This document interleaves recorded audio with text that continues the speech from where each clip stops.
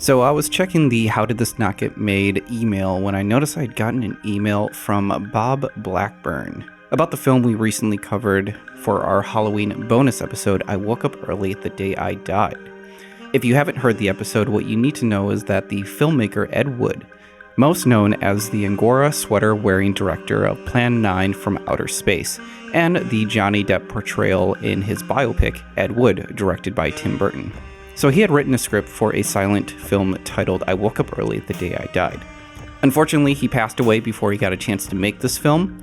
His widow, Kathy Wood, held onto the script even after his death. Years later, after the biopic was made, a Greek artist, photographer, and massive fan of Ed Wood, Aris Iliopoulos, offered to make this unproduced film with the help of producer Chris Hanley.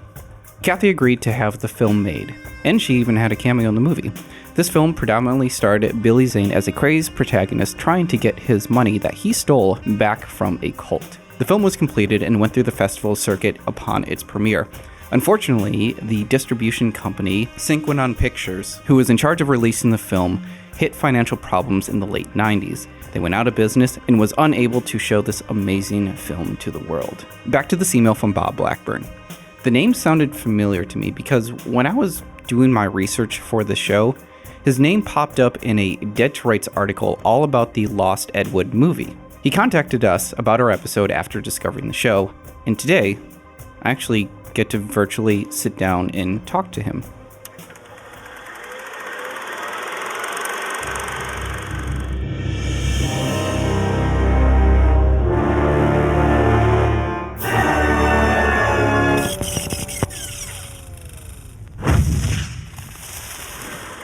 Dude. Hey, hello. Can you hear me? I can hear you, yes. Cool. Hi, how are you doing? Good, how are you? I'm good. Not really related to the day I died, but I did read somewhere that you were involved with the Rick Tells Ed Wood the musical. I found Rick on Yahoo, Ed Wood Yahoo group 10, 15 years ago, even before I started my Facebook group. And he had posted a link to a couple of songs. I checked him out and I went, man, these are actually really good. And I'd been working in theater as a sound designer along with my radio career. Mm-hmm. So I kind of knew good when I heard good. It sounded like ready for Broadway, in my estimation.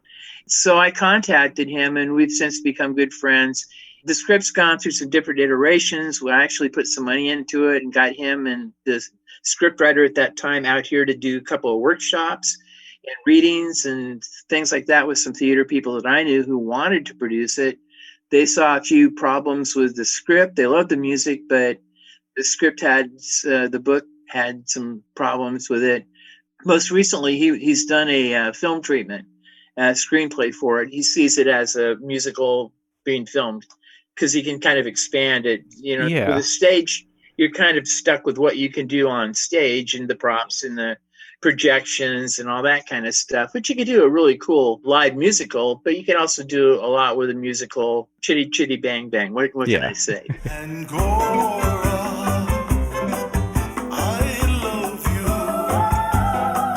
So soft and so plush, I get such a rush whenever you're near. We'll start from the beginning. Just state your name. My name is Bob Blackburn. I wanted to show you this. Oh, wow. One of these days. This is the semi-official DVD release in English. Okay. By the way, because you guys had the German version of it. Yeah, actually, let me grab that one really quick. I want to show you. Yeah. This was the bootleg copy that I had gotten. Where'd you find it? It was from a company called JH High. That was the cover that I recognized. Right. But then it had this cover that's interesting. as well. And I think that's for the Japanese. The Japanese version of it, yeah. I heard it was released briefly in Japan and briefly in Germany, legitimately, but on VHS. Yeah. I don't think it was ever on a DVD over there. So somebody's probably burned DVDs of it. It was definitely a burnt DVD. It was like the menu was like the Windows Movie Maker window or whatever. Oh, yeah. It was just the file that was uploaded on there. I actually watched it because the only thing that's on YouTube right now is that 15-minute sped up thing. Yeah, there's a couple little clips. The whole movie was on there about 7 or 8 years ago. And then it got pulled, and I don't know who pulled it because legally, I'm not sure who owns it Yeah. at this point. I keep hearing it's a bank in Beverly Hills that had the completion bond. Huh. Sine qua non, could never pay the bills. Chris Hanley's company was a part of another company. I'm not sure the whole structure stuff. I was kind of only involved because of Kathy and then Bob Weinberg, her lawyer, who knew Roberta Hanley, Chris's wife. Oh, yeah. She did a book about the Rolling Stones, like some photographs of the Rolling Stones, and he did a book deal for her. Mhm. When Kathy started looking around to try and get this made, Bob knew that her husband, Chris, had done some film stuff. So I think that's how we got attached to Chris. Yeah. And Aris, supposedly, I've heard two stories. One, he was a house guest of theirs in Beverly Hills or wherever they live, and saw a copy of the script. He was coming down for breakfast. Mhm. He saw a copy of the script on a table, and he saw the name Ed Wood, and he just, because he is an Ed fan, Yeah. picked it up, read it, and asked them what was going on. And they said, well, we're trying to get this made. And he said, I have to direct this. Yeah. Like I said, he'd never directed really before. I think it's like the only thing that is actually credited to him. Like there's only like Yeah. 2 IMDb credits that he has. He was an actor for like a student film, and then this movie was he was director. Yeah. And I think he did a brilliant job, to be Mhm. honest with you, for a first time guy. And you were right in one of your comments about he had an artist's eye or a photographer's eye Mhm. for what he was shooting. I remember he was wearing like a little loop type of thing, Mhm. you know, around his jacket when he would go on set. And we only went on set a couple of times, Mhm. but when they were shooting the Eartha Kitt scene, we went down to the Variety Art Center or wherever they were shooting that. Mhm. And that's the first time Kathy got to meet Billy Zane. And that was the photograph that I sent Yeah. you of the two of them together. Obviously, when Kathy shot her little cameo Mhm. up there at the carnival tent or whatever that was. Mhm. Before we get into I woke up early the day I died, I want to know more just about you and what your journey was. Originally from the Pacific Northwest, my dad was a sports announcer up in Seattle Supersonics in the NBA. Pass to Gus Williams. 3, 2, 1. And the Supersonics win their first ever NBA championship. The ball sails high in the air. I had played in a couple bands in the early 80s and didn't have any direction. Then I thought I'd go ahead and get into radio, even though we share the same name. By the time I was 33, my music career wasn't going very well. So I got into radio, and I actually helped a friend of mine's band move to Los Angeles in 1985. And I kind of went, I could live here, but I didn't have a trade. Mhm. So I ended up going to radio broadcasting school. I worked in Seattle in radio 1987, 88 as what's called a board operator, which Mhm. means you push the buttons, you don't talk on the air, Mhm. but you play the shows, the commercials, the music, the tapes, whatever it was. Mhm. Both my jobs ended in late 1988. I came down here to Los Angeles to visit one of my sisters who just had her first baby. And while I was here, I called up one of my program directors that I'd worked for in Seattle who had relocated here. She was engaged to the program director for KIIS FM, which is one of the biggest stations in the US. 102.7 KIIS FM. I asked her if they needed anybody. She said, yeah, but not right away. Could you come down here in a couple months? So I did. I moved here to LA. On my first day here with my sister, we drove around in Hollywood looking for an apartment. I didn't have a car. The apartment I found was an older building in the heart of Hollywood, brick 5-story building. Turned out, I found this out a couple years later, that the little old lady I used to see walking her dog out front Mhm. of the building was Ed Wood's widow, Kathy Wood. Oh.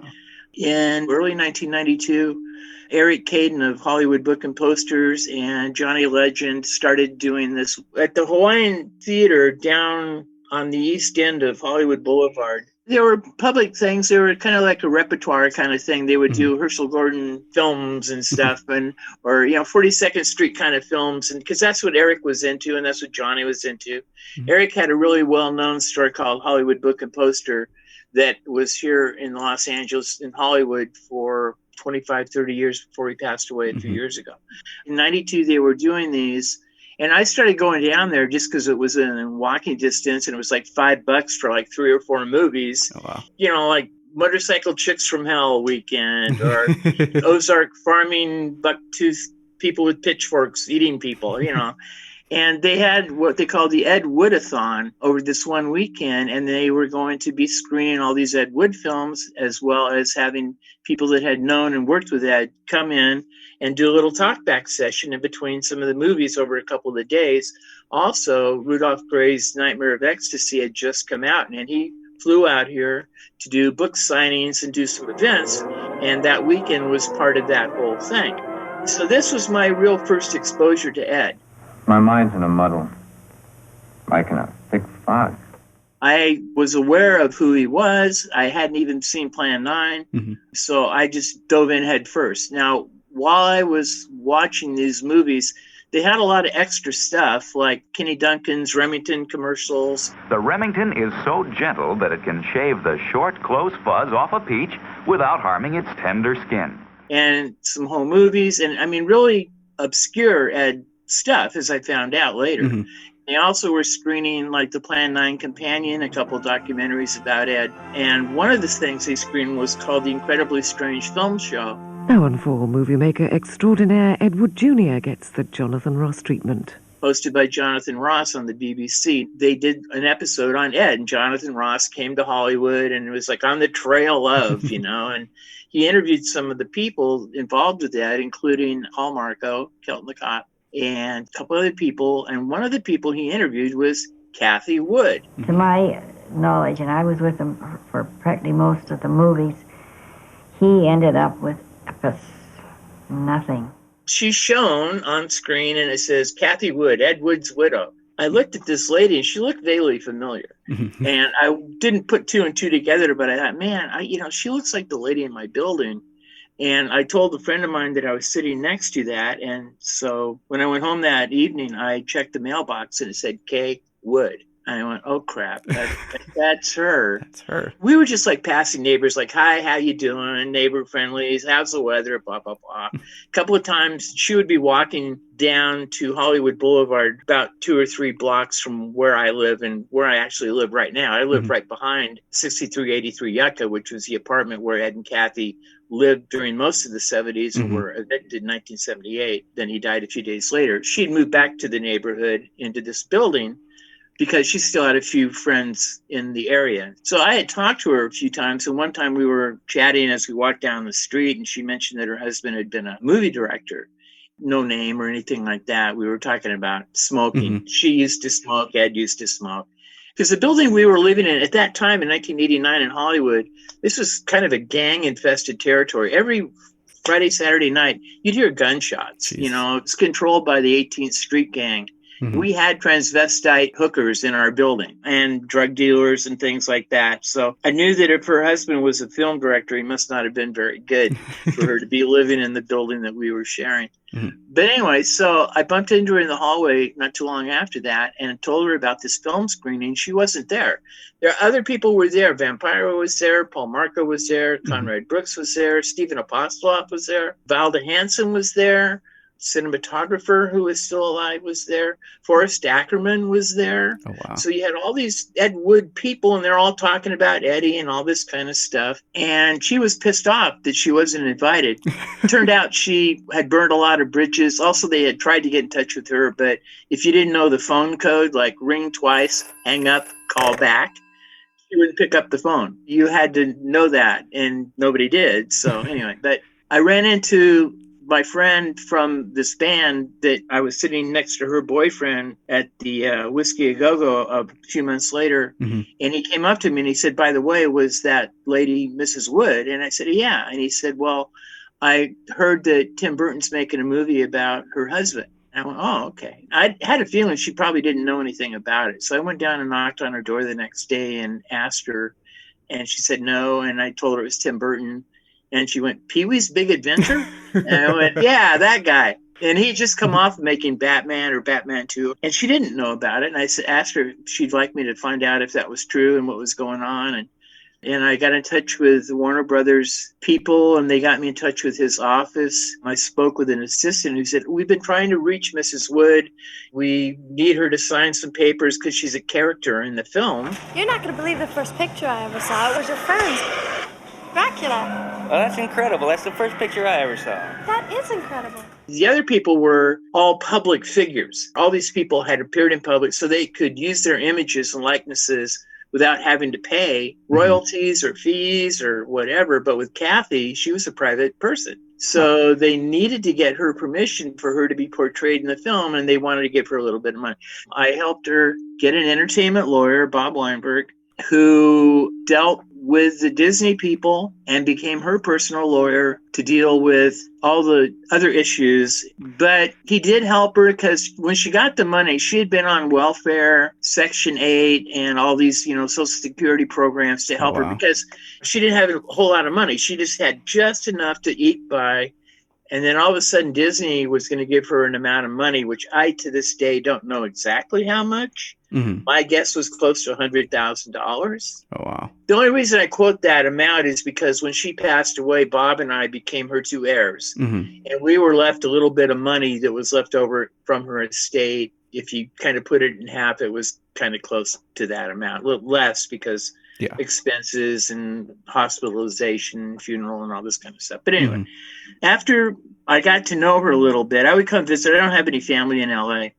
We just chat. If I knew then what I know now, there's so many more questions I would have asked her about Ed, about this, that, and the other thing. But I think I would have spooked her because she was afraid of fanboys. She didn't like people coming around and asking all these questions about Ed. Because she always felt that somebody was out to get something from her because she'd kind of been ripped off. They'd been poor and broke pretty much most all of their married life, one step ahead of the landlord and the alcoholism and, the downward spiral of the day they get evicted from the apartment. 3 days later, he's dead. Yeah.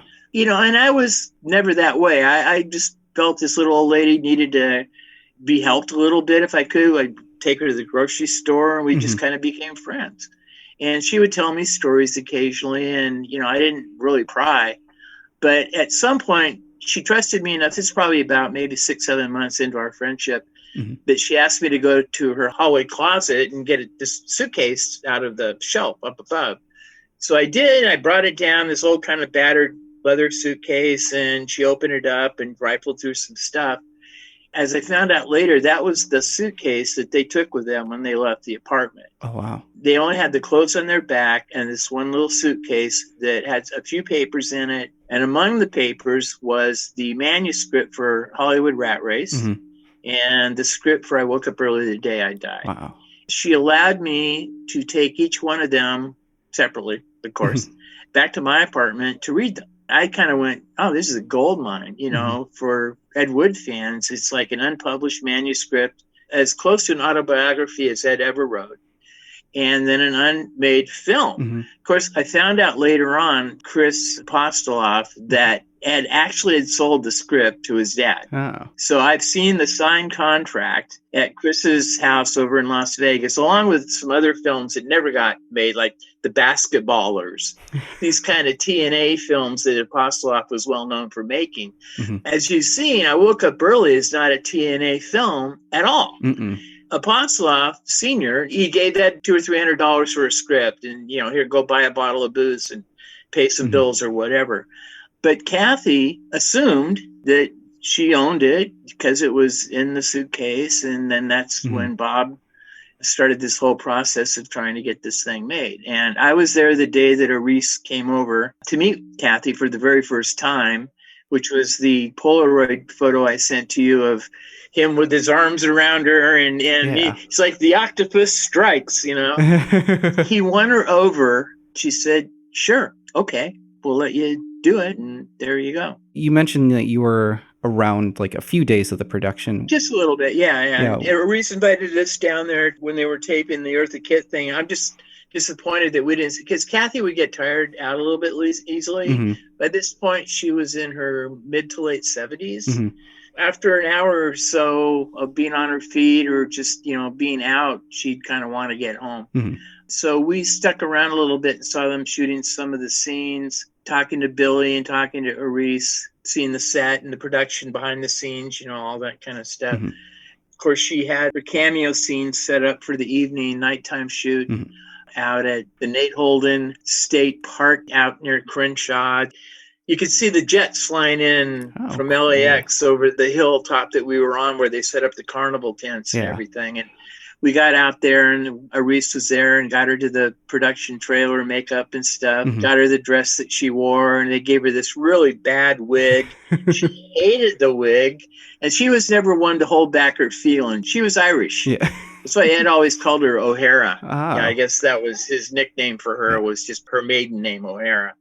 So I was lucky enough to see that twice in screenings. And that was one correction I wanted to give to you, too. Mm-hmm. You guys said that it screened for Kathy at the Chinese Theater.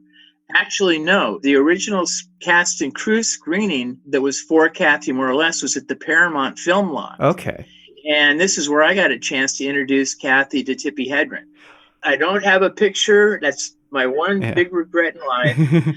But it did screen at the Chinese Theater as part of the AFI Film Festival. Oh, wow. And I have the program that still has the listing of the thing. And so we went down there. Karen Black was there, and Aris was there, and I think some other people. And they had film crews, and Kathy actually did a couple little on-screen interviews. Mm-hmm.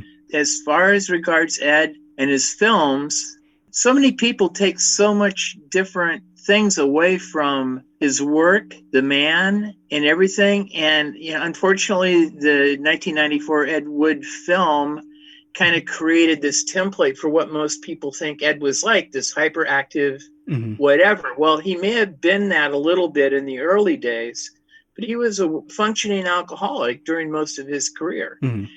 And most of his film career was done until he started working with Apostoloff. He was a pioneer in the porn industry. Mm-hmm. He was making, the loops, the 8mm loops with people like Johnny Wad and John Holmes in the early 70s. And I guess he deserves some recognition for that. Personally, I'm more into the literature side of stuff. I've been getting these 2 volumes of his short fiction out from when he was writing for Bernie Bloom and Pendulum Publishing, and I've actually helped get 2 books published of his short stories, nearly 90 plus stories, and have another book of his quote unquote articles, which are essays, coming out in the next month or 2. I've actually been working on a memoir of myself with Kathy. What I can remember, notes that I took after she passed away, and just all that kind of stuff, which the publisher who did the anthology called Angora Fever suggested. He said, you've got an interesting backstory. Why don't you tell your story about how you met Kathy and all that kind of, and I went, okay. So I decided to go ahead and do it. So, also, you guys called Dolores Ed's first wife. They were never married. Oh. They were together for 2 or 3 years, boyfriend, girlfriend. She wrote a really good autobiography called A Fuller Life. That was her last name. And I suggest reading that too, because she had a fascinating career. After Ed, she became a songwriter and wrote some songs for Elvis. Ed was married briefly to a woman named Norma McCarty, who plays the stewardess in Plan 9. Okay. Mayday, Mayday. Stand by, Burbank Tower. You suppose a passenger saw it? I doubt it. Most of them are asleep.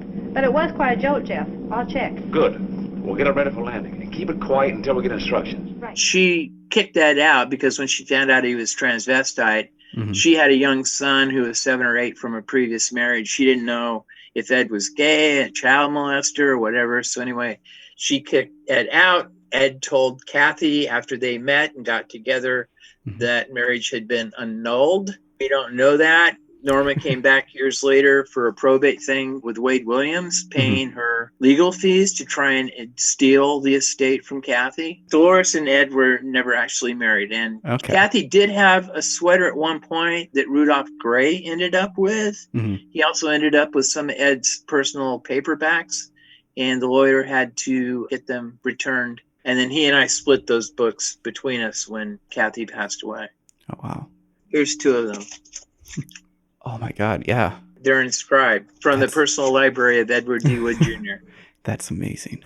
And I actually own the suitcase now. It's in my closet. It's where I keep all my Ed Wood memorabilia and stuff and everything.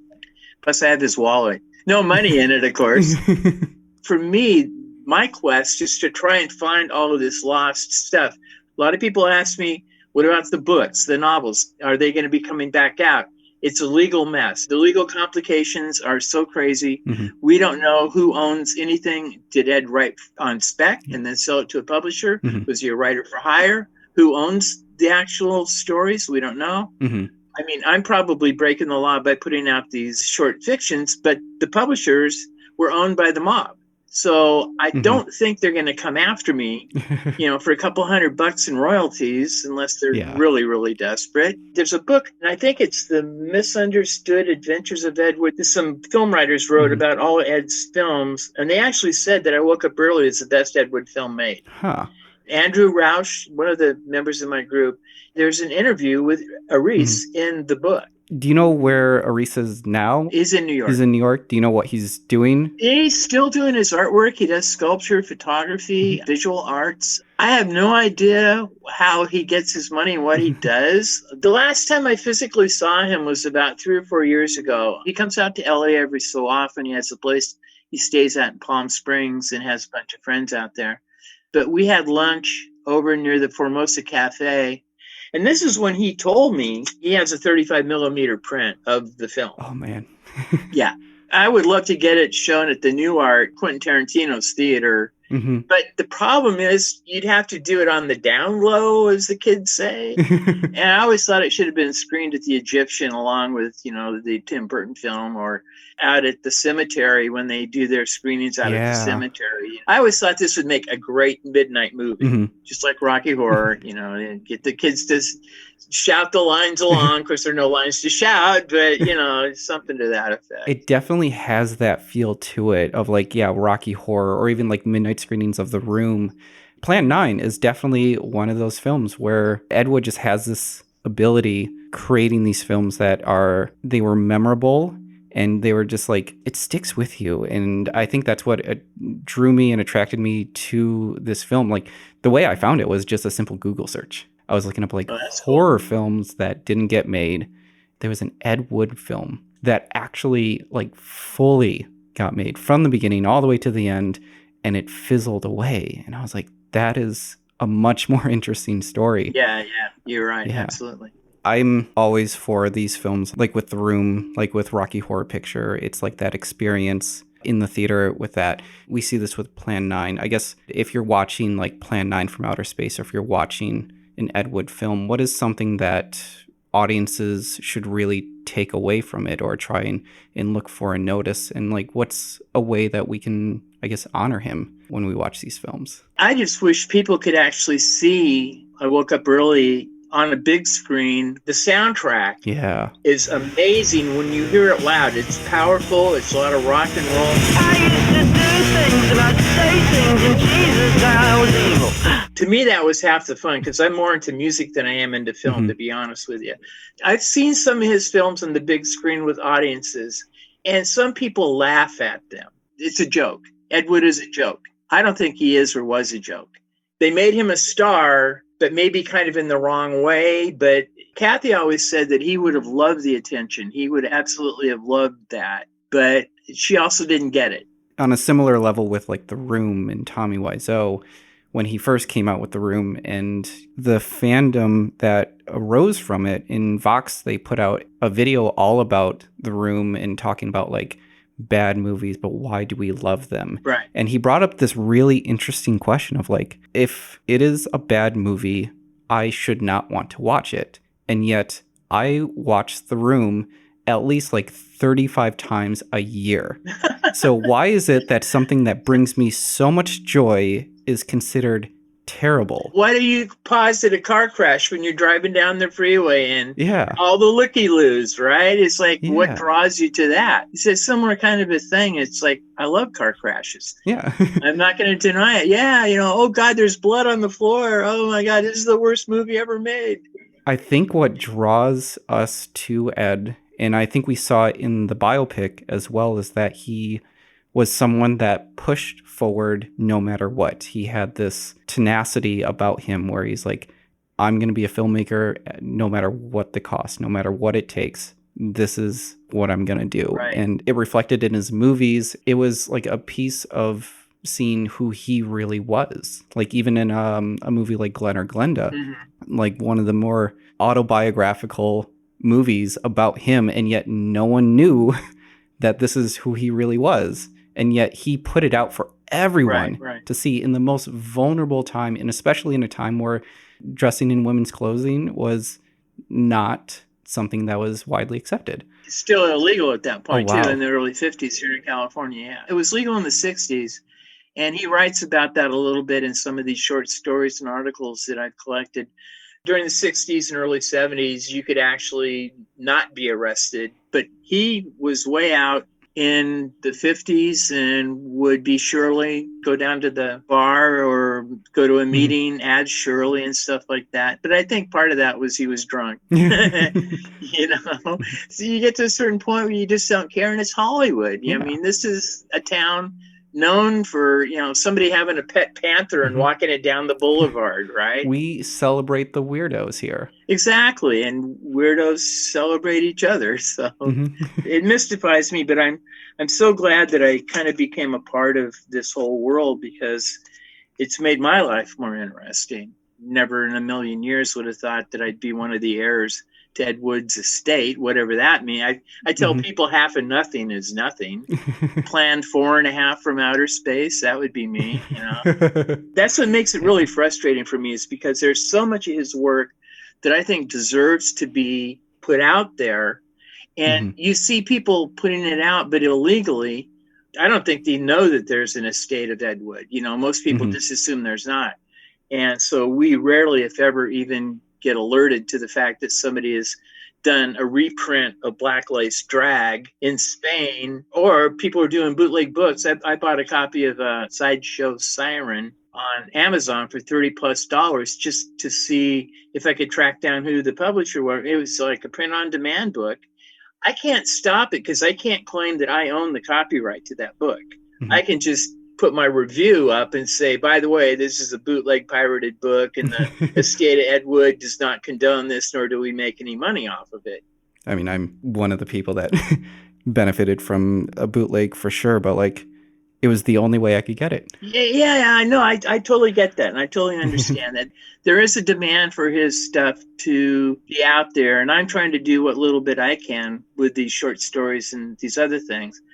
Christopher Apostoloff, when I talked to him, he even broached the subject of maybe getting the money together to buy the film back and then releasing it. So that's a possibility too. I have no idea. I really don't. Sometime when the pandemic's over, I'll invite you over and I'll show you, because yours probably has all the script in German, right? Everything that's typed. Yes, it does. Yeah. The first time I saw that, I went, what the is this? This is wrong, because it's all in English. It's, you know, it's typed in English. People need to see the English version of it just because. So. It's a star-studded cast. Absolutely. Like, that's the thing that surprised me, was like how many well-known people are in here.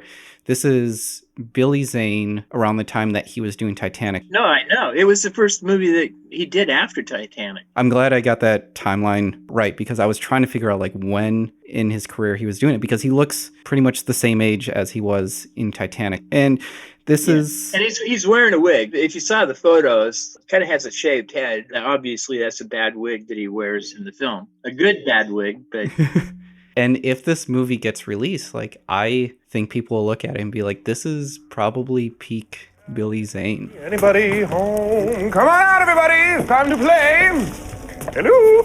Like, of all the performances, and I remember watching this movie the first time, even when it was sped up, and I was like, this is insane. Like, I watched the clip of him robbing the loan center. Yeah, right, yeah. And I was like, I love this. I love what he's doing and the energy that he brings to it. The loan center building actually is on the corner of Hollywood and Cahuenga, and I used to walk by it all the time.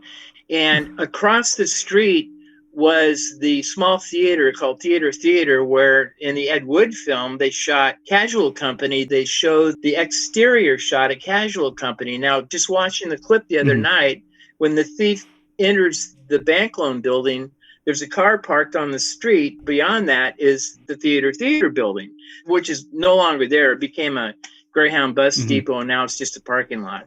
for me, it was kind of fun to know that both of those films had that one little, and it's like 2 blocks from where Kathy and I live. Oh, wow. So it's just right down the street. I think that's everything that I needed in mind. Is there anything else that we may have missed? You guys mentioned something about Ed watching silent films, which is why this is a silent film. I don't think that's honest to be. I mean, Ed worked in a movie theater, but that was in the 30s, maybe 1940, whatever, when he was a teenager at the Bardavon Theater there in Poughkeepsie. Yes, Buck Jones was one of his favorite actors, and obviously Bela. I wonder, and I'm sure you've wondered, is like, how would Ed have made this movie? How much sound would have been in the movie? Would music have been used? Would there have been a score? Would sound effects have been used? Or would they just grunt instead of talking? And if you get a chance to read the script that I sent you, you'll see how close Aris followed the script. You read the script and you go, he did that shot just the way Ed wanted it to be shot. You know, the only thing that was different was adding the sound and some of the found footage, and then also the notes. Now, I don't know if the typewriter notes were written into the script. In that aspect, it was like a silent movie, like with title cards. Yeah. So that you'd know that the villain is, you know, taking Pauline away into the sawmill and going to put her on the saw and blah, blah, blah. And it was the same way, like, well, the thief does this and he does that and he does that and does that to move the exposition of the story along. Also as a space saver, so you don't have to spend all that extra money filming those other scenes. And you were right in the assumption that once people heard that there was this unproduced Ed Wood film out there to be made, everybody wanted to be in it. It's a wonderful film. I just hope it gets out there. This is a great film that more people need to see. Well, thank you so much for your time, for your stories. This has been incredible. Yep. Adios, muchacho. Mayday, Mayday, Burbank Tower. This is American Flight 812. A UFO is hovering right beside us.